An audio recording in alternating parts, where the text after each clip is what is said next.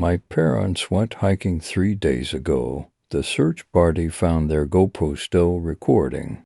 It was sudden. We got a call from a nearby city's police station. Our uncle, who was taking care of me and my sister while our parents were away, answered the phone. We were confused as to why our uncle was crying until we learned the news.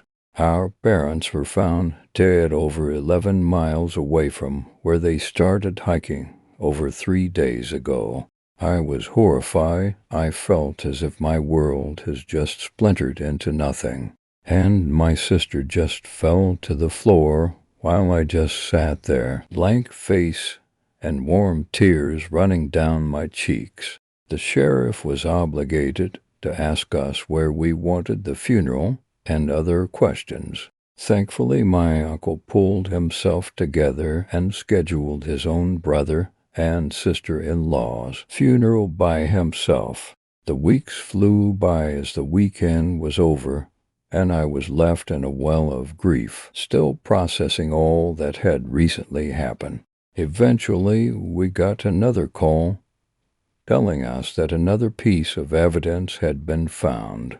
We initially dismissed it until they told us that it belonged to our parents. As they told us, the more intrigued we were, until my uncle decided to drive us all down there. After all of us at least wanted to see their faces one more time, since mysteriously the funeral was closed casket.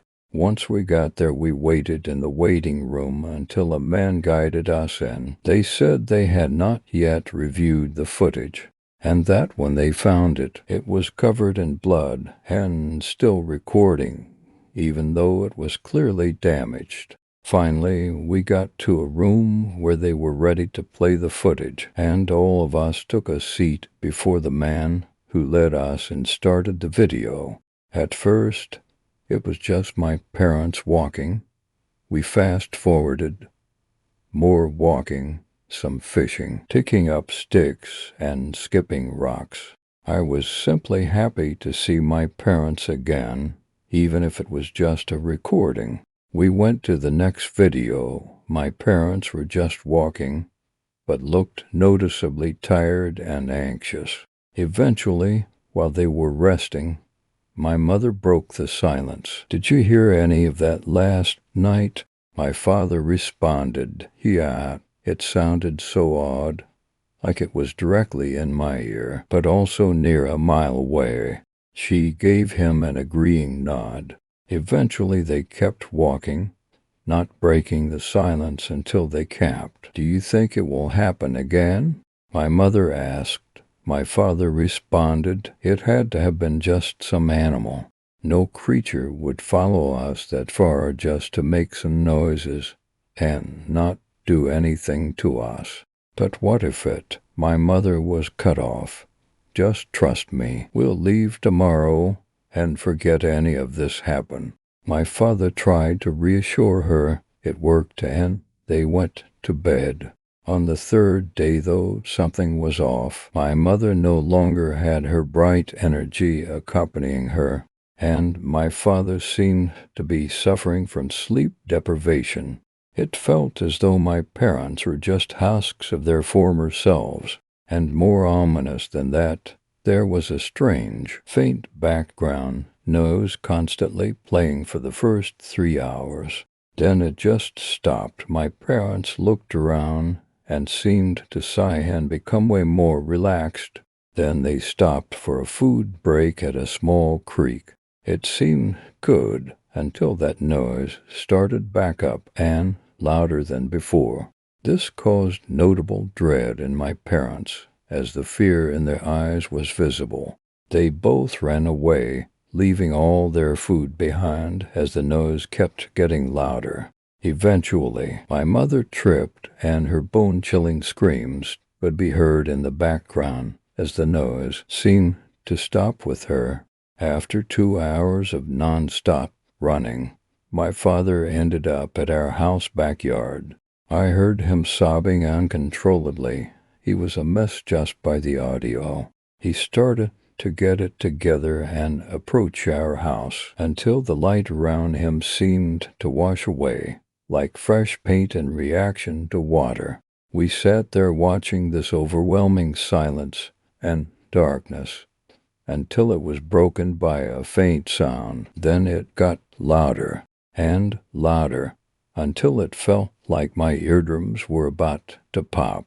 My father appeared back in the woods, but he was not alone. As he turned, a part of the screen seemed to warp and glitch out. My father looked at it and started screaming as the thing approached him in the blink of an eye. My father seemed to be screaming as something was inserted into his mouth. Then it stopped when the snapping of his bones was heard. The GoPro fell onto the ground, and it filmed my father floating over the glitching part of the screen. Then both of them just seemed to phase out of focus and into nothingness. I was in shock by what I saw, and so was everyone else in the room with me. My sister was pale, and my uncle looked completely petrified. Finally, the police escorted us out. The drive home was silent, and we all seemed to not dare to speak a word, because in the silence we all heard it, the faint sound of the thing that killed my parents slowly approaching. Story 2. I went hiking with my class. It didn't end well. If you like listening, I never wanted to go on that stupid hike in the first place. Yet there I was, hiking cabin to cabin in the Norwegian mountains with my class.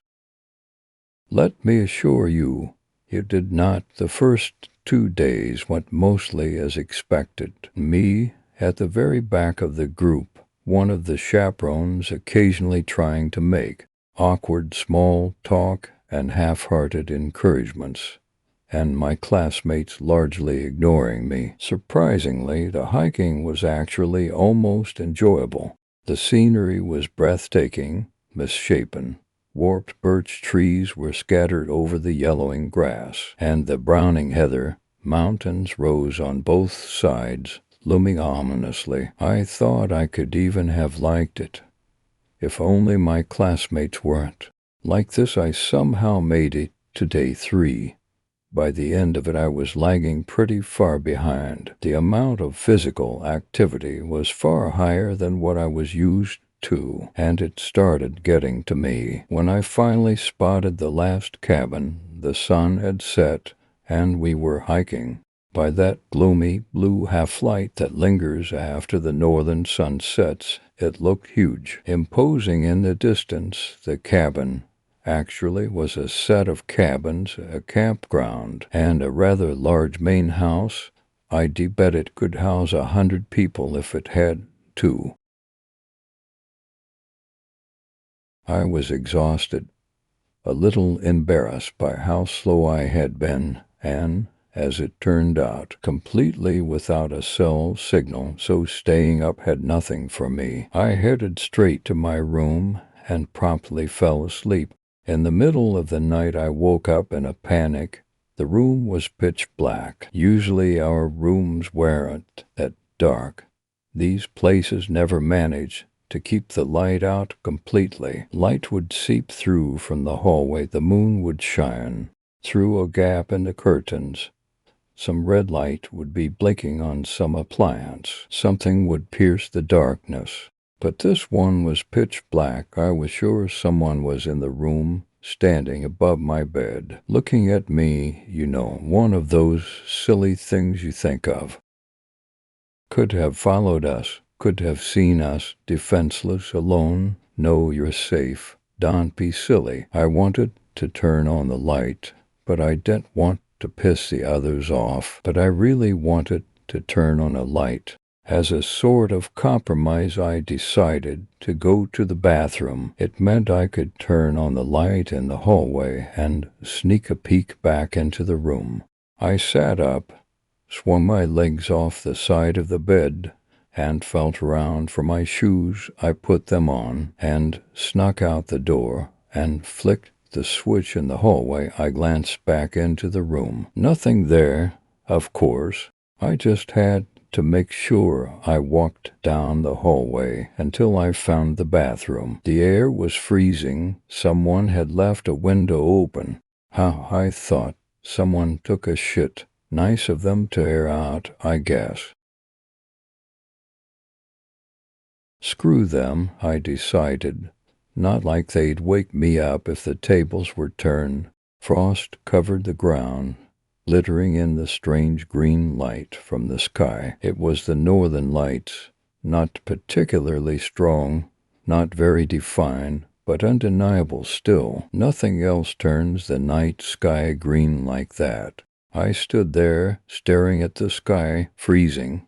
For hours, the fear from earlier had completely gone. I stood there, so small, so insignificant, under the stars and the strange green light that flickered across the skies, completely mesmerized. Shit. I jumped out of bed, almost hitting my head on the bunk above me. Why hadn't anybody woken me up? The blinds were still down. The room was dark. I opened the door. The corridor outside was dark. The whole place was quiet. I flicked the light switch. The power was out. A chill ran down my spine. Was something wrong? The room was dead quiet. No snoring from the boys. I was clearly the only one there. Questions trudged through my sludgy morning brain. Was it some sort of prank? Leave the weirdo behind? But the teachers wouldn't have gone along with it, would they? Did they forget about me? The slow burn of worry started in my gut. I was all alone in the wilderness, all that empty space. Wait, no, there was a road. I had my phone. Someone could come get me.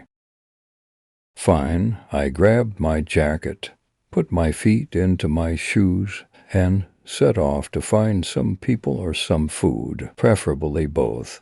I was still half asleep as I shuffled into the dining room. I registered that it was also empty. Breakfast was clearly over, as the teachers had promised it would be. I was hungry, though. I crossed my fingers that I'd find some leftovers in the kitchen. Closed doors with God knows what behind them. I should have checked the rooms. Why hadn't that been my first move? Because I didn't want to. I thought of opening all those doors, finding them all empty, or worse yet, not finding them empty. The fear started growing within me. I knew I had to do something, and do it before I was totally paralyzed by panic. So I gathered all my courage, got to my feet, and left the kitchen. The sound of my steps rang out through the cavernous dining room. They seemed so much louder now. My heart was pounding by the time I tiptoed down the dark hallway. The only window was at the far end, and the sky was covered in clouds. It didn't do very much to light up the corridor, and it did nothing for my fear. I found myself stopping outside my room. I already knew it was empty, but I still wanted to check there first. Maybe because I was so sure it was empty. It felt like a safe place to start. Or maybe because, deep down, I knew something was very, very wrong. The blinds still kept the room completely dark, so I couldn't see anything there. I crossed the room in 2 long strides. What little daylight seeped through the gray sky would still be a welcome friend in the quiet gloom. I tugged at the string and jumped a little as the sound of the curtain rolling up rang sharply throughout the empty room. I turned around. To my great surprise, Peter, one of the guys, was lying in his bed opposite mine, clearly fast asleep. Relief flooded through me. I wasn't alone. "Peter," I croaked. I cleared my throat. "Peter," I repeated a little louder. No response. It occurred to me that it made no sense that he was still here. There were so many reasons why he should not be asleep in his bed right now. And he looked oddly still. I took a step toward him. "Peter," I whispered, heart beating in my throat. I reached out, grabbed his arm under the covers, and shook. No response. He seemed totally dead. The thought hit me like a ton of bricks. Dead. No way. Absolutely not. He couldn't be. No, I forced my shaking hand towards his neck to feel for a pulse. My fingertips made contact with his icy skin, and I knew instantly, dead. Nobody alive can be that cold. He had been dead for hours. My knees gave out under me, and I crashed to the floor. Peter was dead, just lying there, next to me. He had been dead this whole time. I had walked in and out of the room. I had eaten breakfast. He had been dead the whole time. Oh God, I vomited on the floor. Somehow I made it to my feet. I had to check the other bunk. I had to find help. I couldn't be here all alone with the corpse. The other bunks weren't empty either. The two other boys in the room were as cold and as dead as Peter. I only remember bits and pieces from the next few hours. I recall running wildly down the hallway. Terry opened doors. Not all of them were unlocked, but the ones that were revealed more dead bodies. Everyone. All the rooms, they were all stone cold dead. And I was all alone. I think I screamed a lot because my throat hurt like hell when I finally entered a sort of catatonic trance that could be construed as calming down. It could have just been the vomiting, though I'm fairly sure it happened multiple times. I was lying in a fetal position at the end of the hallway outside my dead teacher's room. I was shaking convulsively. You call the police, and they take care of it, except I didn't have reception. The part of my brain that was still running some sort of script figured I should go for a high point. There was a hill behind the hostel. I grabbed my phone and started hiking. It took me exactly 2 hours and 37 minutes to get a single bar on my phone. At this point, my battery was down to 4%, and my panic was back to about 97%. I typed 112 with shaking fingers and prayed as the phone rang. I frantically typed in my pen, pressed the phone icon, typed in 112, and watched the phone turn itself off. I stared disbelievingly at the useless piece of technology in my hand. My only hope was that they'd gotten the message. Had I said the name clearly, would they believe me? Did it sound like a prank call? I stood there until the sweat on my back chilled me to the bone, and I realized I needed to get moving. I wasn't going back into that tomb. No way. I decided I would go back down and follow the road, and only then did it occur to me to wonder why they were dead. You'd think that'd be the first thing on my mind, but it wasn't. Only at that moment, when I was freezing cold, my last piece of technology, my last avenue of communication gone, it occurred to me, what the hell had happened? Had something done this? Should I be dead too? Shoulder high, I went over the morning in my head. If someone wanted me dead, I would have been. If someone had done this, they were long gone, unless they left me alive on purpose. Unless they left me alone to watch me panic, to watch me run around in a panic. Someone who killed 30 people would enjoy that, wouldn't they? The chase, Thegum. No, I told myself firmly, that's not it. I ran through a list of plausible explanations in my head. There was no blood, no signs of trauma. They looked like they had been poisoned, really. We all ate the same thing, though. But maybe it was something in the air. Wait, carbon monoxide poisoning? Yes, that could be it. No, really, that made total sense. You hear these horror stories, right? Busted heater, whole family dead. Why not whole school class? Made much more sense than some crazed serial killer. Contrary to what all the Scandinavian nor crime novels will have you believe, Scandinavia does not have a lot of serial killers, and carbon monoxide poisoning happens, and I had spent hours outside last night while the others were suffocating, enjoying the beautiful lights, the lights that I did tell them about. Somewhat calmed by the rational explanation, I turned to head back down. I made a deal with myself to go back past the hut, but that I didn't have to head back inside. I don't think carbon monoxide can do that. The police were there when I came back. I honestly don't remember the details of what happened next. I doubt they would be interesting anyway. Two things you should know, though. 1. They said it was carbon monoxide poisoning, that I had somehow escaped because I was outside. Nobody said anything about the circle, not ever. When I asked, I was told to drop it. That grass sometimes dies, too.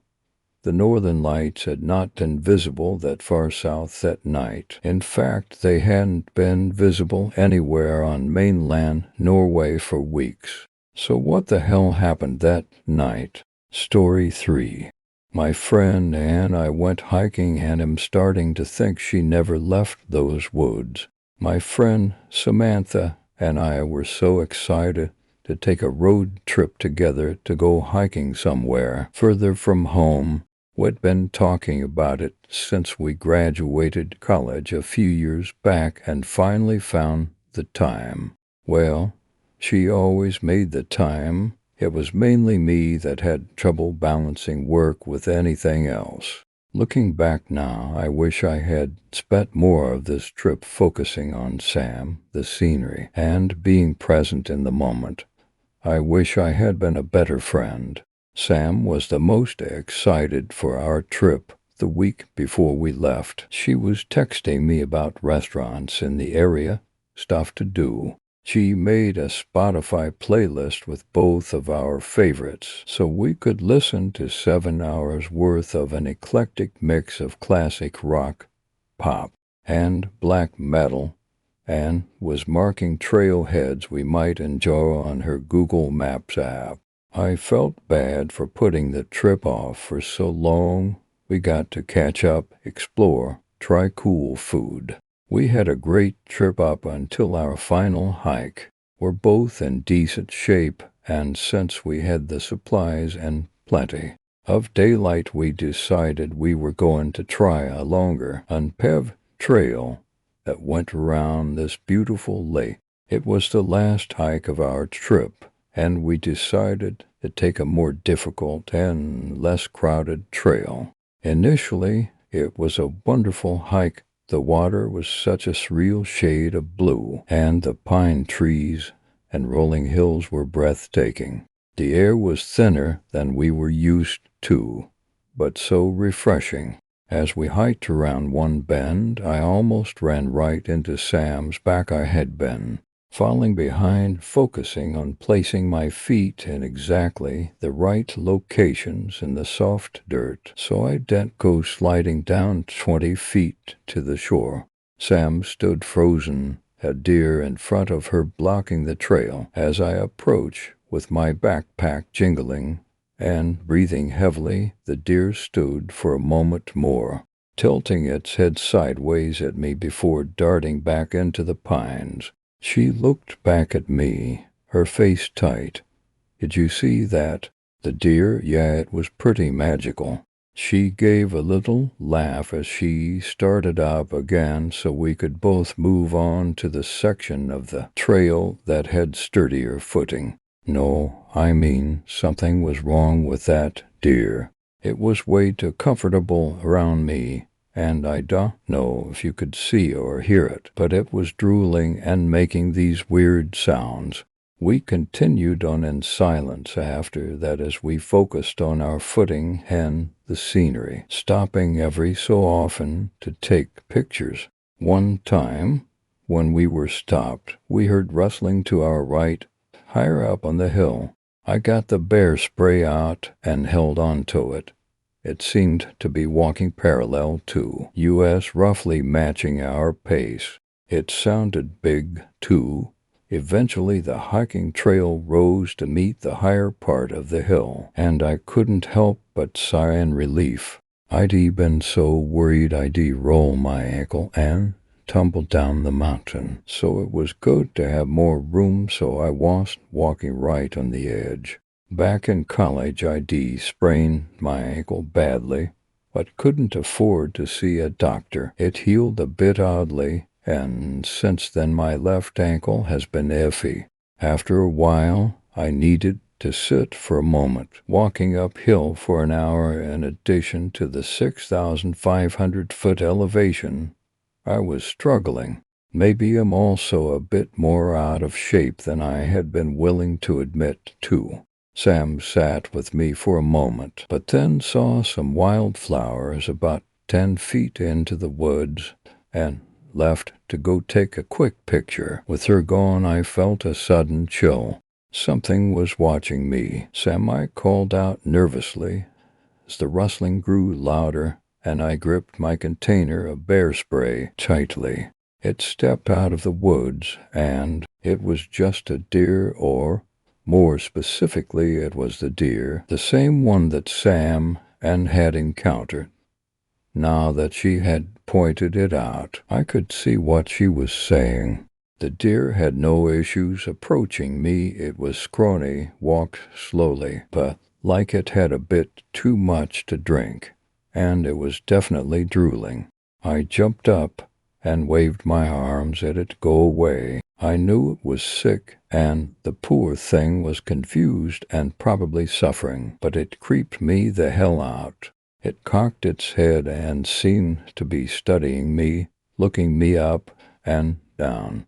It approached me and made some sort of gasping sound. It was opening and closing its mouth in a way which deeply unsettled me for some reason. Sam checked him running towards me from the woods, and when I turned back it had gone. "Are you okay? What happened?" The creepy deer was back. I know it sounds silly, but think it's been following us. I told her how it had been behaving. "Do you think it's rabid, poor baby?" she said sympathetically. "Possibly, or I wonder if it has CWD. Either way, we should probably let the park rangers know just in case." We had decided we'd stick together, but after a few miles, she ended up ahead of me again.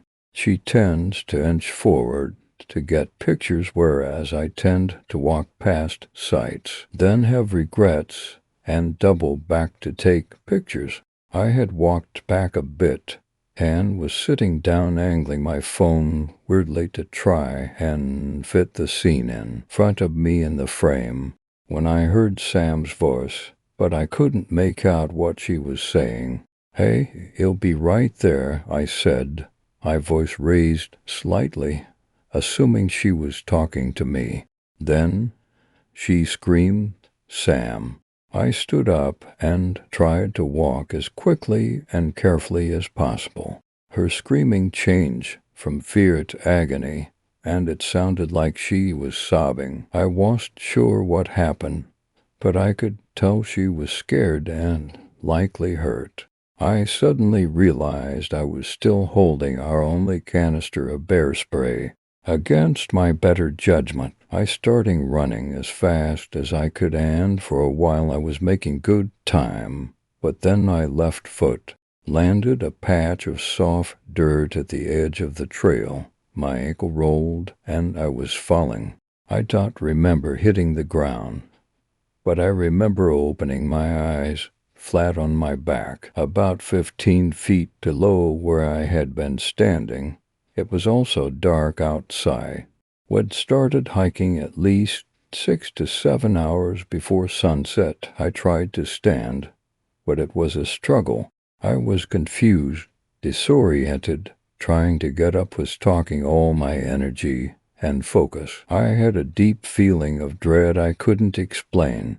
As I started slowly moving upwards on my hands and knees, I tried to recall what had happened. Leading up to my fall, Sam sounded hurt. She was screaming. I had run after her, and then I fell. Shit, Sam. I called her name, my voice hoarse, but no response. My phone was surprisingly only minorly damaged, but I had no reception. Luckily, since it had been buckled to me, I still had our backpack. I dug through it. We had first aid kits, but I figured I could patch myself up later. I didn't want to stay down here any longer than I had to. I found my knife and my headlamp. After about 20 minutes, I had slowly and painfully ascended back towards where I had fallen from. My hands were raw, and I could feel my right knee bleeding through my pants. I was trying to go slowly, since I trusted my feet even less now, and dizziness was starting to creep in. But panic and fear drove me forward. Once I made it back to the trail, I had to sit for a moment. I heard rustling behind me and felt a sudden pang of fear. Something or someone had injured Sam, and here I was sitting alone, injured, with my back to the woods in the dark. I tried calling her name, in case it was her that I heard. No response. I stood up and started limping as quickly as possible towards the direction that I had last heard her scream.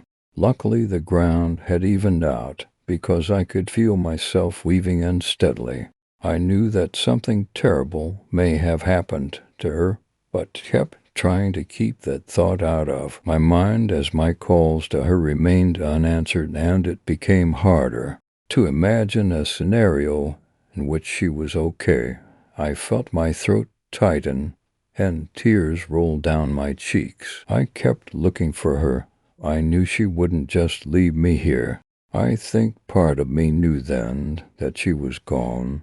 She would have been searching for me if she was okay, and even if she left to get help, I think they would have found me by then. Somehow, eventually, I navigated my way to where I thought she had last been. I was hoping maybe if she was injured, she was okay, and just out of it, confused like I was. My foot caught in the mud, and I fell. Lights flashed behind my eyelids, and I felt overcome with nausea. The light from my headlamp had greatly dimmed, as it was now coated in mud and grime. I heard movement behind me. As the smell hit me, I realized the mud was dirt mixed with blood. I could taste it, mixed with the gritty texture. Leaves covered with what was likely blood stuck to my face, and I felt something soft and wet under my shoulder. The rustling behind me became discernible as footsteps. I felt around for my knife, my bear spray, but instead felt something hard, sticky. I was certain I had just found out what happened to Sam, and had a good guess at what was about to happen next to me. I felt no urge to get up as the footsteps got closer. I knew I couldn't outrun it. I closed my eyes, trying to focus on something, anything else, not knowing if I wanted to see what was coming for me. The footsteps stopped, and I could hear labored breathing coming from above me. I waited, and then, as no blows came, I opened my eyes. It was Sam. She stood over me, breathing heavily from her mouth. She was covered in blood. Her shirt and pants were torn, but she was alive. I let out a relieved sob, and then could no longer hold back the tears. "Oh my God," I whispered as I slowly moved to sitting, and then standing. "I thought I had lost you." I pulled her close to me into a hug. She stood motionless, her arms at her side. She stuck to me where her shirt was still a bit wet. Dried blood covered the neck of her shirt and her midsection. Her hands and, unsettlingly, her mouth were also smeared with blood. I could still hear her breathing heavily close to my ear. "What happened?" I asked as I released her. She stared at me, but didn't respond. I figured she was a bit traumatized. Frankly, I wasn't sure how she was up and standing at all after whatever had happened. She was a bit wobbly, but otherwise seemed to be able to walk. As we walked towards the car, she fell behind me, which made me nervous, as I didn't want to let her out of my sight. She kept stopping, staring over her shoulder, while I tried to coax her forward. Eventually, after what felt like forever, we made it back. My ankle was killing me, but I had tried to move as fast as possible. Although the woods were eerily silent, I wanted to get out of there as fast as possible. When we got to her car, I was debating if we should drive ourselves to the hospital or call 911. I had this feeling of terror that I couldn't shake. I pictured us making it all the way here to the car, and then something breaking the windows, attacking us. I decided we needed to leave now. "Do you have your keys? Do you think you can drive?" I asked. She had an old Jeep pickup and was very sensitive about other people driving her baby. Plus, I wasn't sure I could drive us with my ankle as it was. She said nothing, cocked her head at me. I know, we look like we've been mauled by a bear. I caught myself and winced, feeling suddenly insensitive. She clearly had been attacked by something or someone. When she said nothing, displayed no emotion or reaction, I cautiously continued, "But I have a bad feeling. I think we need to leave, like right now. I'd rather call for help when we're back on the main road or just drive straight to the hospital." She remained motionless, staring back into the woods, and I wondered if she lost her keys in whatever struggle she had. Luckily, I had her spare with me. I unlocked the doors, and she continued to stand outside. I realized I would need to punish my ankle a bit more because she was far too out of it to drive. I slid in, but she remained motionless. "Sam? Get in, please. Something is out here still. Please." She was licking her lips, staring back at me again. In the darkness, her blue eyes looked almost black. I limped back out of the seat and opened her door for her and had to guide her in. I buckled her in after she made no move to do so for herself. As we drove and headlights of passing cars illuminated the interior, I kept checking on her out of the corner of my eye. She was breathing in and out of her mouth and staring at me. I noticed now in the better light that she was drooling. "Hey, how are you doing?" No response, but she began opening and closing her mouth and making a wet, gasping sound as she breathed in and out. Her breath reeked and her teeth were pink. I don't have much medical knowledge, but I was worried she had a punctured lung due to the strange sounds she was making. Hold tight, we're about 20 minutes from the hospital. Despite my ankle, I drove as fast as I could. We made it in 10. As we pulled up, I helped guide her out of the car and walked behind her, steadying her. I noticed something. Her shirt was on inside out. It hadn't been this morning. Likely because of how we looked, they found rooms for us immediately in there. I had a bad sprain and a concussion and would need a few stitches, but it felt so good just to be out of those woods. I asked the nurse that came to check on me about how Sam was doing. I mentioned to him I'm not sure if she was attacked by an animal or a person. I mentioned what I had noticed about her shirt, and that we may have encountered a sick animal, in case any of that helped. When he returned, he was clearly distressed. Sam was gone. She hadn't appeared to be outwardly injured, strangely, but they had wanted to assess for internal trauma. However, the first moment they had left her alone, she had just walked out, judging by the bloody footprints. It's been weeks and I haven't seen Sam since. Her mom hasn't either. She has been working with the police out here. They think Sam has a head wound and is just confused and will turn up in town eventually. But a few days ago, I heard on the news that a partial skeleton was found on the trail we were on. Likely the victim of an animal attack, they said, and due to the condition of the body. They were asking for leads so they could use dental records to help identify the victim. This might sound crazy, but I think it's her they found. I don't know how to explain it, but I don't think Sam ever left those woods that night. It's my fault, and I don't know what that thing was that I drove into town. If you live in southern Colorado, please be safe. I'm sorry. Story 4. The reason why I'm never hiking again.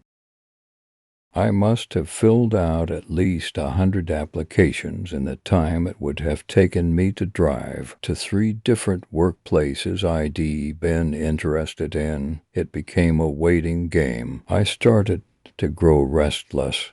I'd worked a full-time job for 10 years. I needed a hobby until I got a second job. Around that time, I accidentally got into hiking. I knew of some local trails, but never had the time to explore them. I often put my earbuds in just to get into a good audiobook for hours on my days off. In the middle of summer, my set of friends planned a small weekend getaway. I couldn't afford to go with them. I worried about the weather on that day. It rained hard the night before. The summer weather brought some nasty storms on and off for most of the season. The sky was bright, so I carried on. I made a few mistakes on that trip, mistakes that nearly cost me my life. My bag got hooked on a branch, and I heard a pop from my shoulder. When all my weight was supported on the strap for a few painful seconds, my arm slipped out and I started falling again. It was a miracle I didn't die from the fall. My body knocked some rocks loose. They came tumbling down after me. I sometimes wonder if it would have been better if I died on the way down.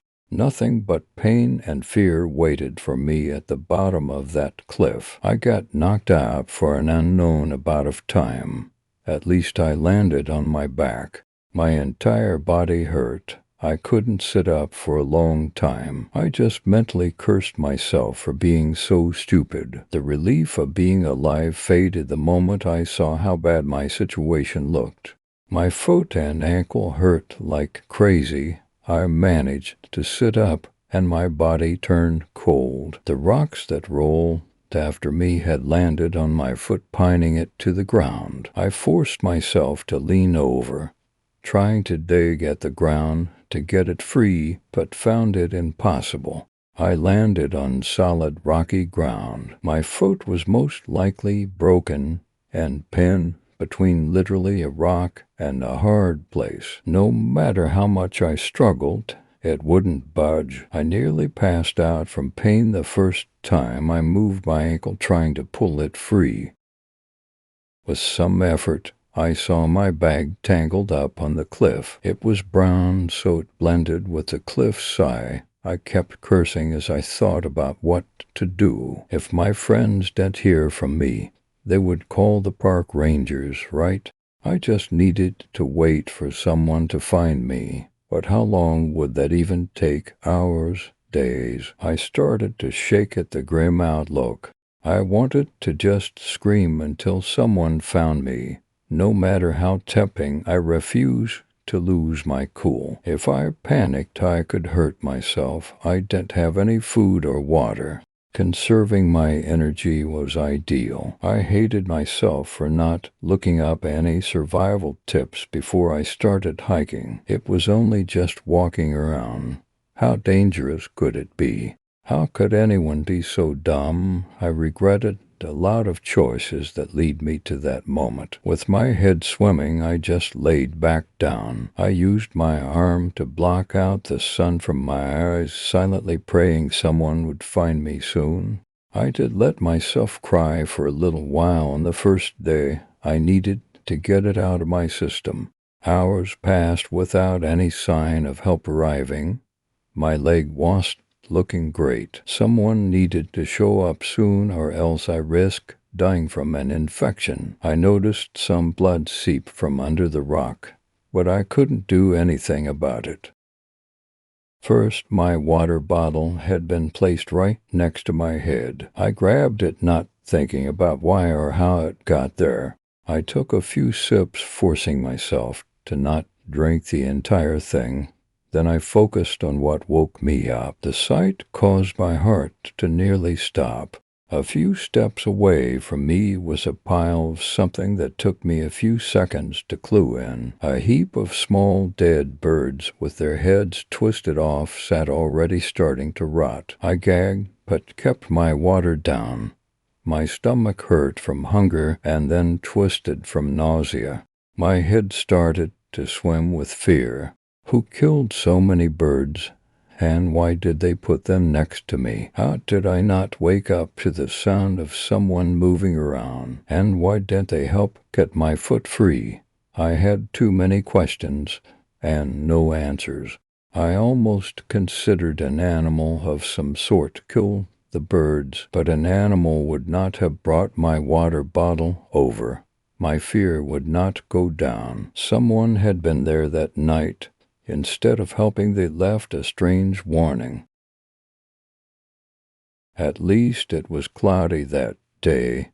By the end of the day, my exposed skin was red. If it wasn't so cloudy, I would have had some serious burns by then. My throat hurt from thirst, and my stomach twisted from the smell of the dead birds that cooked in the sun all day.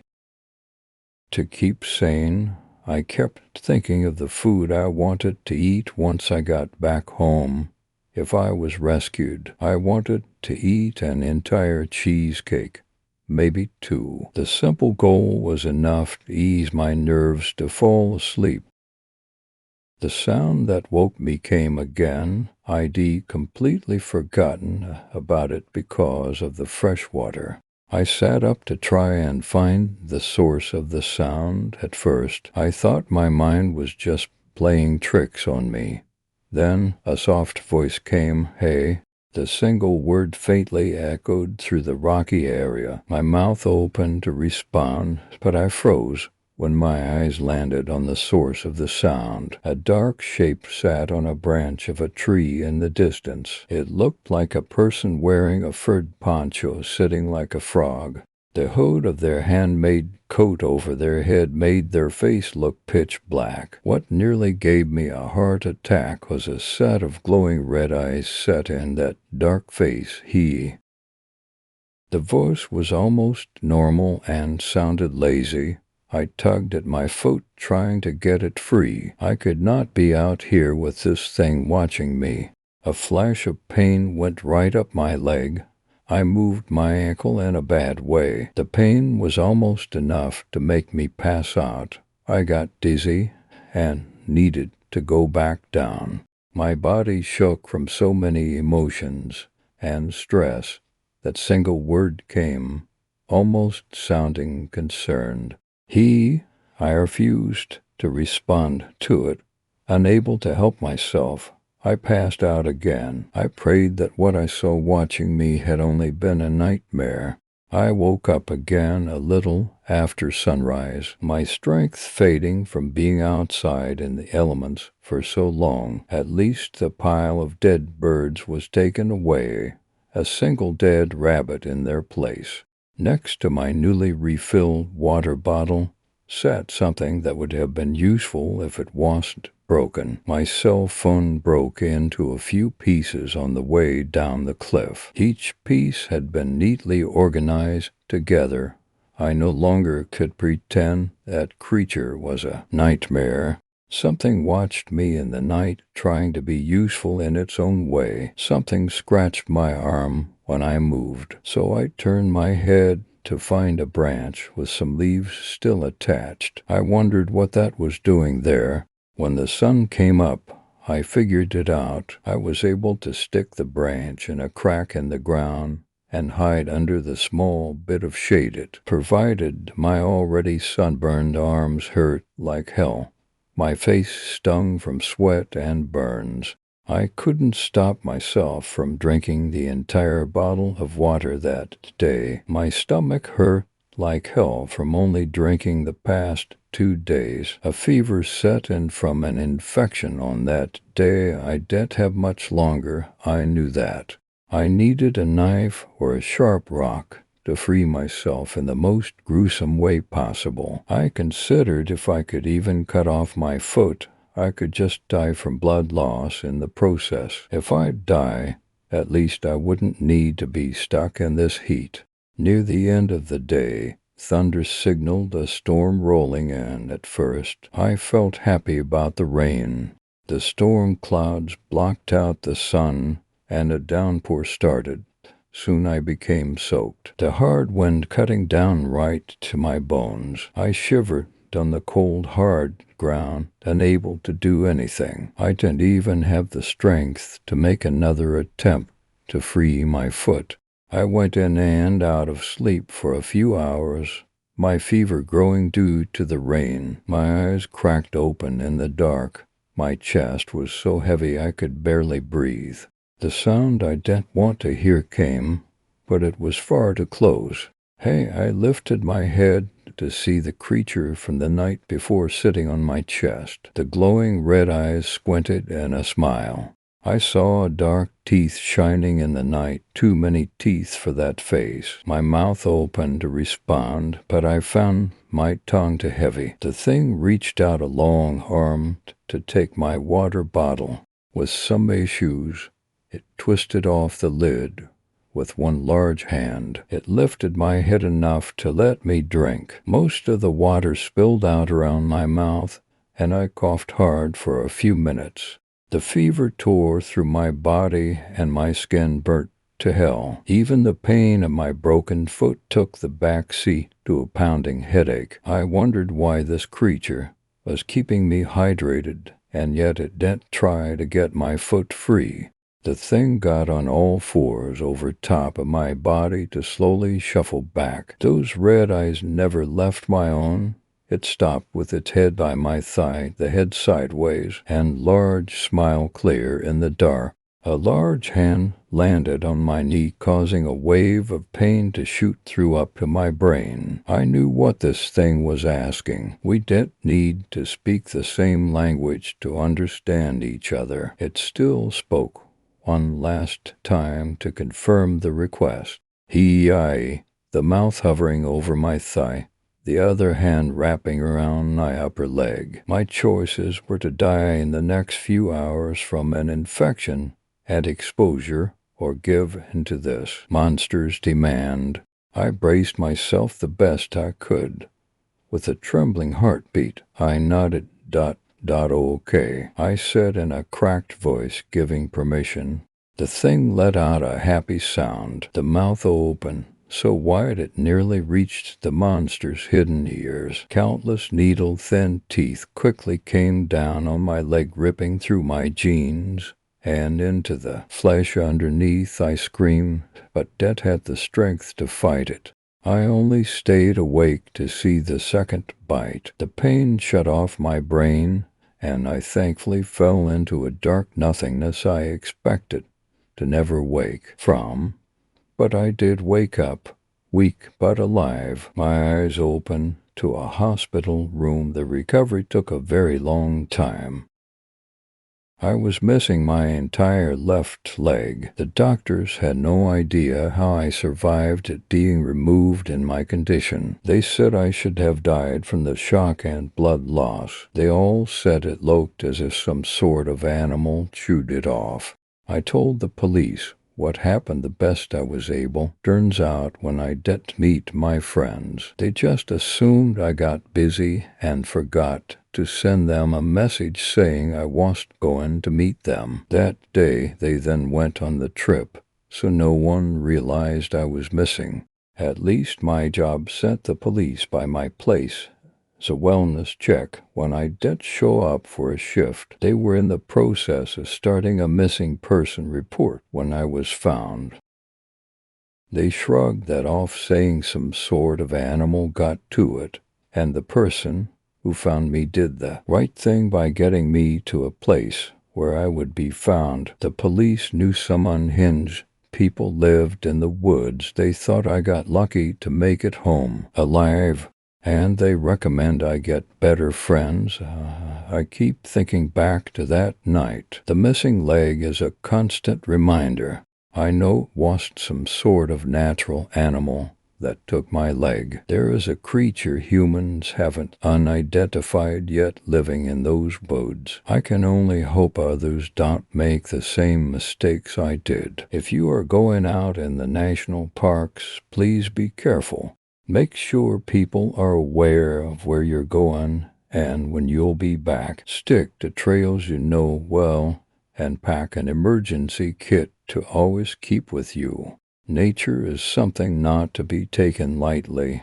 I was stupid and paid the price. As helpful as that creature acted, I really don't want it to get another meal from a human. Just be careful out there. Story 5. We went hiking in Witch Valley. Sometimes it was trips, like when we went to Mammoth Cave. Another time we got our belly buttons pierced together, and sometimes it was something simple, like trying a coffee shop on the other side of town. I think that's why I have to move. There's memories of her everywhere. I see her smile hiding around every corner. She liked to do things outdoors, nothing too crazy. We did some camping trips, but it wasn't more than driving up and unloading our tent. She loved day hikes, though, for miles, 10. She'd always find interesting places for us to go to, and it was on one of these trips that everything just went wrong. It was someplace we'd hiked before, one of the parks just outside the city. It had a number of trails of varying difficulty, and we'd hiked all of them at some point or another. That day we were taking the long loop, the one that ran way out past the river. It had a couple inclines that were pretty steep, but nothing really crazy. It was just a nice day, and our apartment felt too small. That's what she said when she suggested we go. She felt like she was suffocating, so I got my hiking boots and off we went. Witch Valley Loop, it read, to 0.5 miles. We'd never seen the Witch Valley Loop before, but this was a pretty big park, and there was lots of land that didn't have trails running through it yet. They could have opened up a new trail. Susan was excited because this meant there was a new adventure in front of us, someplace we hadn't been before. We were planning on taking a different to 0.5-mile loop anyway, so there was really no reason to not try the new trail. It was a weird name, I thought. I'd expect to see that sort of thing in New England, but here you were more likely to. There were few birds and fewer animals, and the wind did not descend this far into the valley. I felt like we were intruding as the silence encased us. I wanted to turn back, but Susan was excited. It was someplace new, after all, and that same unease that drove me to leave was what drove her forward. The path flattened out and forked. We'd arrived at the start of the loop. Only the children may go, all else must stay. Susan and I stared at it for a moment, and then looked up at each other. Her face was bright and animated. I'd been with her long enough to know what was going through her head. This was no longer a mere hike. This was a mystery. Maybe they're getting ready for a Halloween event, I suggested. We probably shouldn't be down here if that's the case. The trail was blocked off. Maybe they forgot. It was hard to see that I was trying to find a reason to turn back. Susan made a pouty face at me and seized my wrist. It was only a 2.5-mile loop, she urged, and the trail down into the valley was surely 5 miles already. We wouldn't be down here that long, but walk fast. Be back at the sign in no time, and then we could leave and ask the park rangers what the new trail was all about. I gave in. I loved her. I loved her enthusiasm. It overwhelmed my reservations, as it always did. We didn't make it back to the sign. I'm not sure at what point we realized we weren't getting out of there. Would save the water for as long as we could stand it. We could go without food, and we wouldn't leave the trail. That would only make our situation worse, Susan reasoned. Then we tried to sleep. I felt safer with Susan beside me. At least I wasn't alone. We were together. Still, it was hard to fall asleep. It felt like I spent hours like that, with my head resting against hers, eyes closed so that I didn't have to see the darkness around me, swallowing up the valley in its embrace. When I did sleep, it was lightly. I only dozed, and so when something found us, I woke up. Something stood over us, something large. I stared at slender legs, and then traced those up to a thick torso and a narrow head, towering over us, Like a person's, I saw the darkness of the pupil and the iris. It had human eyes. I felt Susan's hand find mine. She gave my fingers a slight squeeze. She was awake, too. She saw it as well. In the morning the trail was gone. We'd settled down within feet of it. If we'd stretched out our legs, our toes could have grazed the edge of it. Yet when the sun broke through the trees, a golden respite, after that long night, we found that we were surrounded on all sides by featureless pine trees. No trail, no markers, nothing. We weren't hallucinating, right? Susan asked, and I heard the first thin strain of panic in her voice. There was a trail.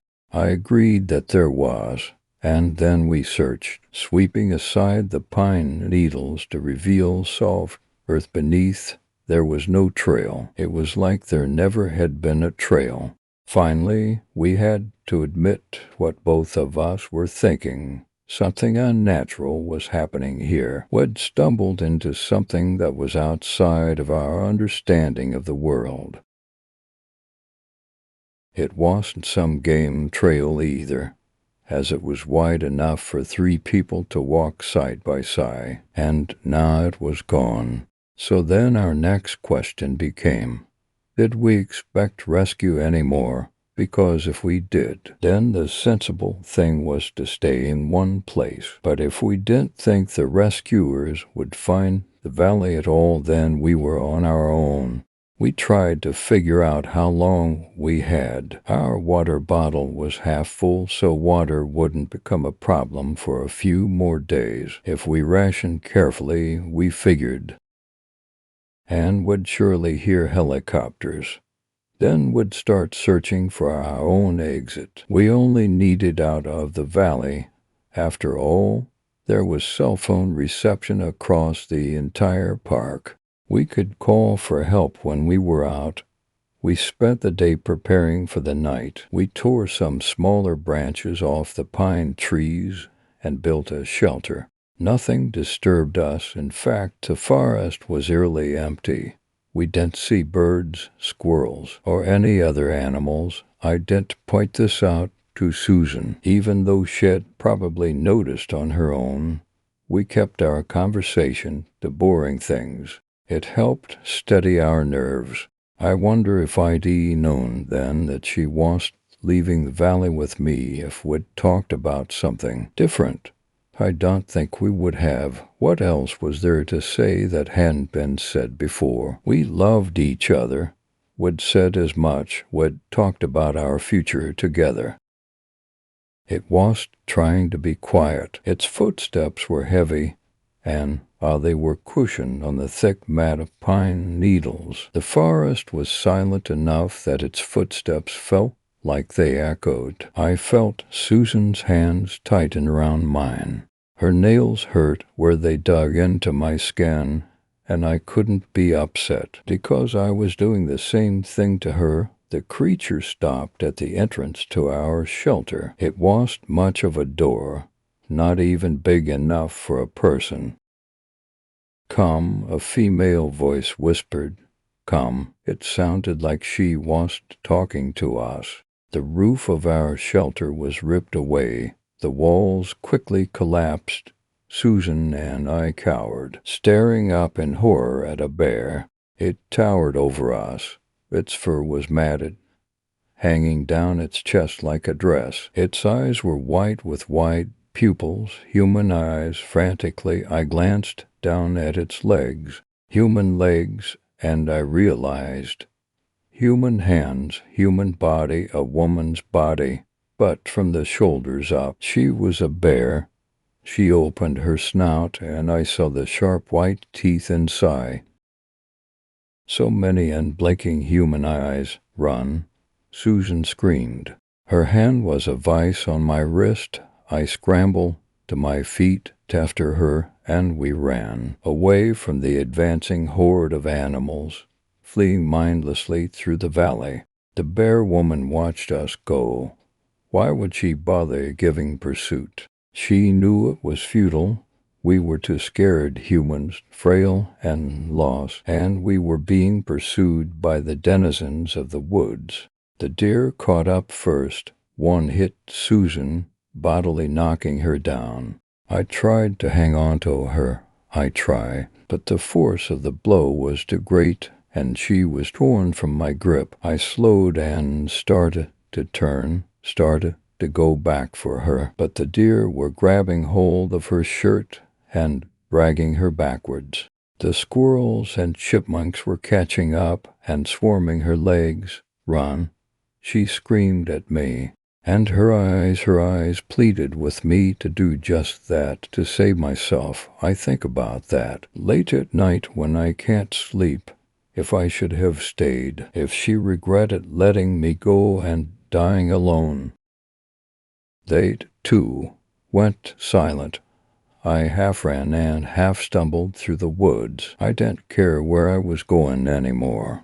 I just knew I had to keep going. There were shadows in the forest, and I told myself they were just the product of a mind blind with terror, for nothing came for me out of the night. The bear woman seemed content to let me go. The animals were no longer pursuing, and when the first light of the sun came over the treetops, I found the trail. I followed it. It took me to the fork, the sign, the way out of the valley. I think this wasn't an accident. I think the bear woman let me go. Exhausted, nearly blind with tears, I climbed the trail up and out of the valley. I would have given anything to have Susan beside me, but I knew that she was gone. That scream, there was too much fear in it, too much pain, and it ended far too abruptly. Susan had beautiful eyes. They were hazel.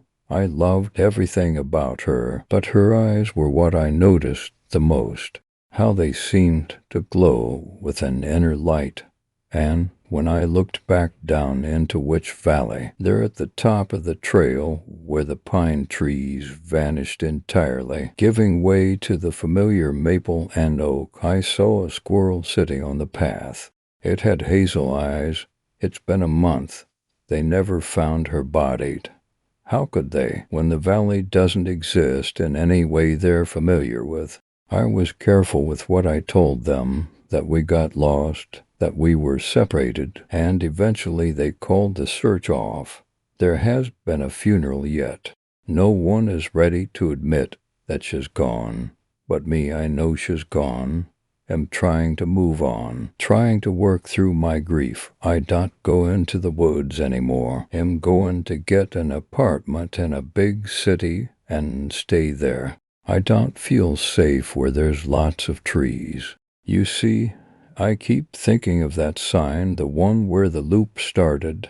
Only the children may go, all else must stay. Susan stayed behind. The bear woman kept her, as it's kept so many others. But then, why was I permitted to leave?